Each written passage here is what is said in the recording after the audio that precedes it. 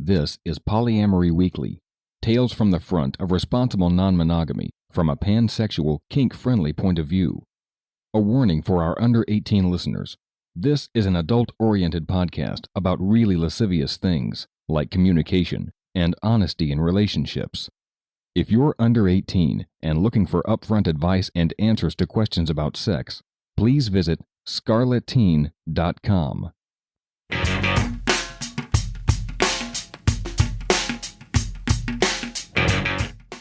This is Polyamory Weekly, episode 501 for January 19th, 2017. Coming up on today's show, is it me or is it polyamory?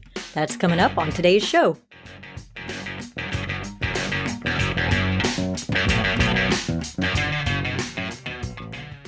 Hello everyone, I am your host Minx, back behind the mic and very excited to be there for what promises to be a very interesting 2017.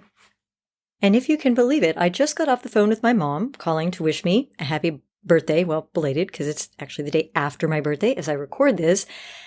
And she and I talked politics, and we agree.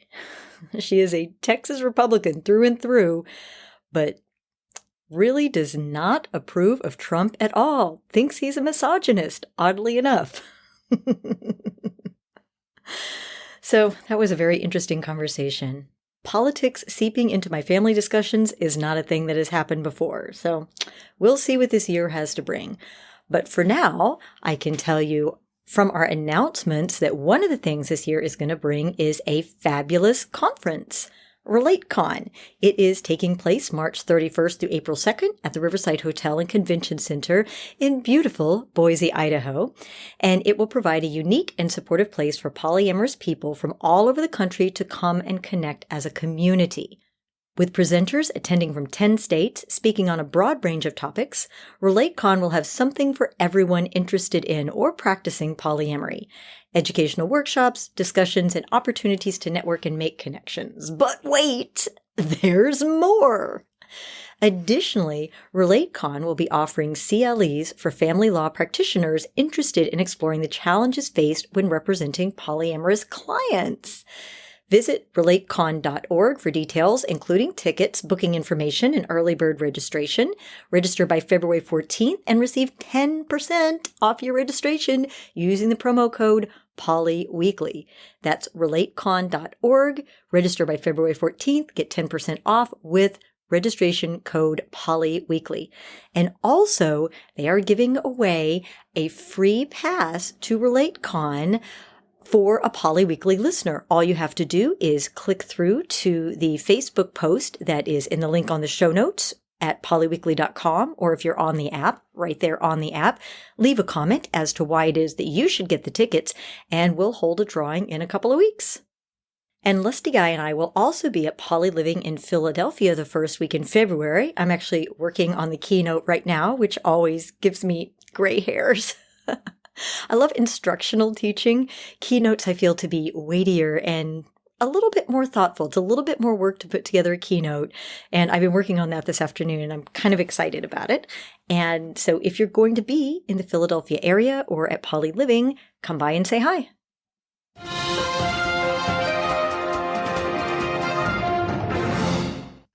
Did you know that Erwin Schrodinger of Schrodinger's cat had a very open poly family? I didn't know this. Why did nobody tell me this?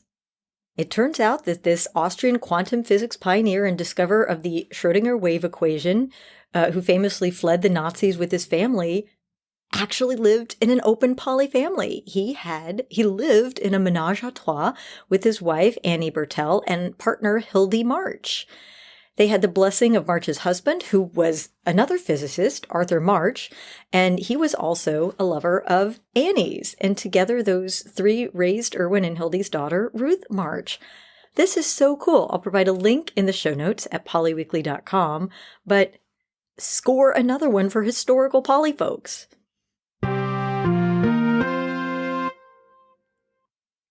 And I am so excited that the relationships editor of the Huffington Post recently discovered the beauty of the Kimchi Cuddles comics. Yep. Brittany Wong, relationships editor, wrote a piece for HuffPo called 10 Comics That Show What Polyamorous Love is Really Like, and gave poly some really good press in the Huffington Post. The poly lifestyle, she wrote, gets talked about a lot more these days, but unfortunately misconceptions about polyamory, primarily that it's all about the sex, continue to persist. In Tikva Wolf's long-running comic series Kimchi Cuddles, polyamorous people, meaning those who have emotional and sexual relationships with more than one person, she explains, are portrayed just like everyone else, only with more partners to steal their blankets. It's exactly the kind of piece that I was really hoping that we would see 5 years ago, because it is basically assuming that polyamory is a thing and that people know about it. I mean, she does give a one-sentence definition, but, I'm hoping that within another 5 years, journalists won't even be giving that one-sentence definition of polyamory because everybody will know what it is. I think it's a big sign that we are moving even more mainstream. Very excited.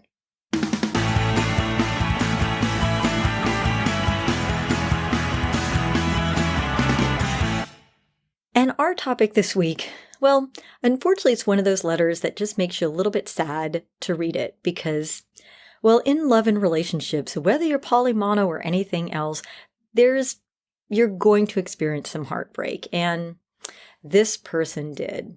Elle wrote in and said, I recently had an experience in which my boyfriend at the time, who had a lot of past experience with poly and claimed to be very committed to it and me, left me to be monogamous with another woman he'd started seeing.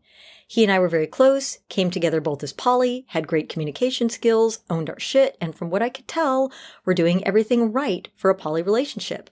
I know he loved me and cared about me, but ultimately, this other person wanted monogamy, and he decided that exploring their relationship was more important than maintaining ours. It's terrible.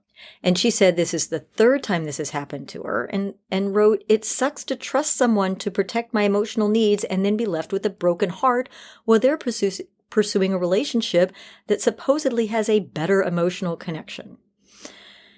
Any advice here? Should I chalk these up to unlucky experiences? I've thought of myself as poly for a long time, but now I'm questioning whether I continue with this relationship style. I'm curious as to what you, the listeners, what kind of advice you would give Elle. This is one where I say, yeah, chalk it up to partner selection, chalk it up to those relationships clearly weren't right for you. If this person is going to leave you to be with somebody else, which could have happened with monogamy just as well, I wouldn't blame the poly for that. But I would say the partners that you're coming in contact with are perhaps not best suited to you in particular, because it sounds like you do want some type of long-term poly relationship, although it's not clear exactly what you want that to look like. But only that you want it not to look like the partner running off with somebody else to be monogamous, which I personally think is quite reasonable. Yeah, it seems to me that these people are just not right for you. They're not committed to you. They're not committed to the polyamory. As you say, they're not taking very good care of your emotional health. So, I would say you get to decide what you want to be. If you want to be polyamorous and continue, that is awesome. If you decide that you want to try dating monogamously, which, by the way, I did for a while still self-identifying as poly. If you've been listening for a long time, you know that when I was in Chicago, I actually got fed up with dating. I tend to date men, so dating men who were self-identified as poly, that usually meant that they were already married or in a couple. And I kept having these terrible experiences with the wife or the spouse or partner, whatever, being threatened by me and putting all these weird rules on me, which didn't have anything to do with me. It had to do with her. And I just kind of got tired of being thrown around because of somebody else's insecurities that didn't really care about my feelings. And so I decided that I'm like, hey, I'm solo poly. Guess what? If I want to, I can date monogamous men. I mean, I have to disclose that I'm poly, which means the relationship probably won't last very long because at some point the poly is going to come up. But I just wanted to have a dating experience where I wasn't fighting with somebody who didn't care about me. So I did. I actually went and dated single men who were open to the idea of poly, but weren't dating anyone else but me at the time, just so I could get a little love and attention. And as you can imagine, it worked for a while. I did that for about 9 months, and it worked for a while, and then it didn't. And then the monogamous person totally freaked out. And, that was the end of that. But it was something that I needed for my own sanity and my own emotional health. So one thing I would say that you should definitely do, Elle, is take care of your fucking self, right? You focus on your self-care now. If you've had 3 people who purported to be poly who left you for somebody else, you know what? Even if you were monogamous and you had 3 people leave you for somebody else, that sucks. That is a terrible situation regardless of your relationship orientation. So take care of yourself. Do what you need to do to heal. Be kind to yourself. This is something I'm working on actually these days, is being kind to myself. You do what you need to do to heal, and you can decide at any point in your life if you want to self-identify as poly, or even if you want to pursue poly relationships and poly people or not. That is completely 100% up to you. So I would encourage you, when you do go to a new relationship, get that relationship Bill of Rights and make sure that everybody reads it. Because it seems like there's something missing there. But at any rate, I'm so sorry to hear you've had all this heartbreak in your life. And I really do hope that you have a chance to take care of yourself, be kind to yourself. And then when you're ready, present yourself again to the dating world in whatever form you think is most appropriate for you.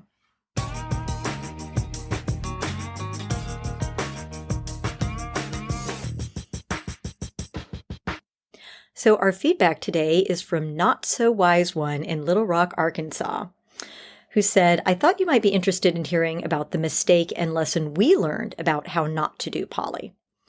My husband and I are in our mid-50s. We've been married for over 30 years. But before that, we had many other relationships. So we're not spring chickens. We've had a very stable and loving relationship for those 30 years. A year ago, my husband, S, told me that he fell in love with another woman, but he still dearly loved me. I'll spare all the details of the progression of events, but suffice it to say, I was okay with him loving someone else along with loving me. There is a complication, though. Isn't there always? The woman he fell in love with lived across the country. Due to a financial crisis, my husband encouraged her to move to our town and move into our house. He cleared this with me, of course. I know. Crazy, right? I knew we were breaking the rules, but thought, hey, we're adults here. We've been around the block a few times. We can make this work. Wrong. I'm an introvert. S is an introvert. His lover is an extrovert. Most extroverts may not understand, but as an introvert, I have found, after 2 months, that I cannot handle a relative stranger living in my house. Maybe especially a person my husband is intimate with. This was just too fast, too soon, too much of a shock to my system. She concludes, fortunately, although some tears were involved, we've been able to agree that the best thing would be for her to move out. S can continue his relationship with her separately from ours. Since neither had been poly up until now, time will tell whether their relationship will work. Well, Not So Wise One, I do thank you for jumping on that grenade for the rest of us. That does break the classic rule of never pack anything bigger than a suitcase during NRE, New Relationship Energy. And it sounds like your husband was still in love and still in the grasp of new relationship energy at this time, that he invited her to move across the country. Now, he didn't pack a suitcase, but she packed a suitcase, so I think that counts, right? And even if you folks weren't introverts, and even if she weren't an extrovert, this probably would not have turned out very well, because when you've got the love goggles on, it's not a good time to be making life-changing decisions like where you're going to live and where your income is going to come from and what country you're in. These are major changes to be made all at once. And I personally feel that if somebody's moving into your home, it shouldn't just be with the consent of all parties involved. It needs to be with the enthusiastic participation of all parties involved. And as you say, that was a bit much, a bit fast. So I'm very happy to hear that it sounds like you and your husband's relationship has endured this classic poly mistake. Yay. And it sounds like his and his partner's relationship has also, so far, survive this mistake, which is wonderful because it's not unusual that everything kind of implodes and everybody ends up going their separate ways when you do something kind of silly like that. But thank you so much for doing that, and thank you for sharing it and sharing the experience and for sharing the fact that you guys have managed to make it past that. Our next bit of feedback is from Jim, who wrote in on our glossary episode and said that he made up a couple of tongue-in-cheek terms just for funsies and thought it might be fun to share them with the Polyweekly audience, and I agree. He said, okay, so we've got the word pork, which is slang for having sex. We've got the word pine, which is to yearn intensely and persistently for someone or something unattainable. To create the word porcupine, someone you intensely yearn to have sexual intercourse with, but never will. Oh, yeah, I've had a porcupine or two. Oh. And then he combined polyamory with pine, from before, to yearn intensely and persistently, especially for something unattainable, to create the word polypinery, which is to yearn for people with whom you want to be in a poly relationship with, but probably can't be. And then polypines, which are people you feel polypinery for. Okay, that one's a little bit lost on me, but I do like the porcupine. I could see myself moving forward saying, yep, he's my porcupine. I yearned so intensely and persistently for him, but alas, it was never to be.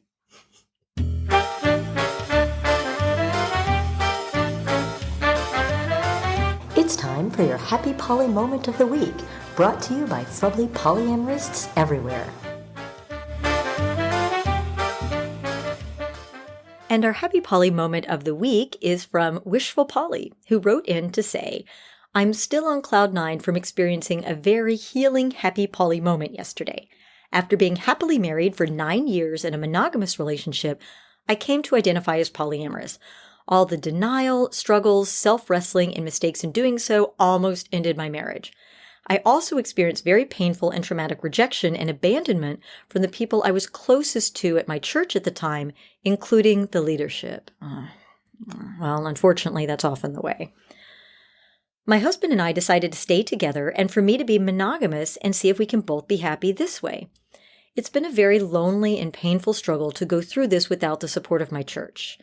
I'm now going to a new church, an open and affirming United Methodist church. As a Christian, I deeply desire and need to be loved, accepted, and supported as I am without having to pretend that I am not. You know what? I think we all deeply need to be loved, accepted, and supported for who we are without having to pretend that we're something that we're not. She writes, I've met with 2 pastors and revealed my sexual orientation, fearing the worst and risking rejection and trauma once again. But instead, I found 2 loving, wise, accepting female pastors who, being heterosexual and in long-term monogamous marriage, were the most accepting, loving, and healing Christians. They said they feel honored and blessed to have me be part of their church, and that they are sure that I will be a blessing to other people. They not only want me to officially join the church, but also to do ministry. Hearing those words of acceptance and love healed my soul in such a deep way. I just also wanted to note that this is a church in suburban conservative Lancaster, Pennsylvania. Yes, Amish country. Well, I am so glad that you found pastors that will accept you and love you for who you are. I always thought I know it was a previous function of religion to impose morality on people. Now we have so many other ways of establishing our own sense of morality that I feel that that's not religion's job anymore. And it makes me very sad when leaders in religious and spiritual communities reject kind, loving, and wonderful people because of an orientation. I am so glad you found a place to be loved. And I think that about wraps it up for our show this week. If you have questions, comments, or feedback, email polyweekly@gmail.com, call 802-505-POLY.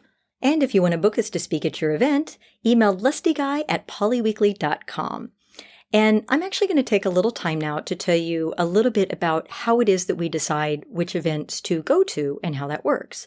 Well, basically, it's pretty simple. It's first come, first served, and we typically book 3 to 4 events a year. And I use my vacation days from my new job to take the time off to attend those events.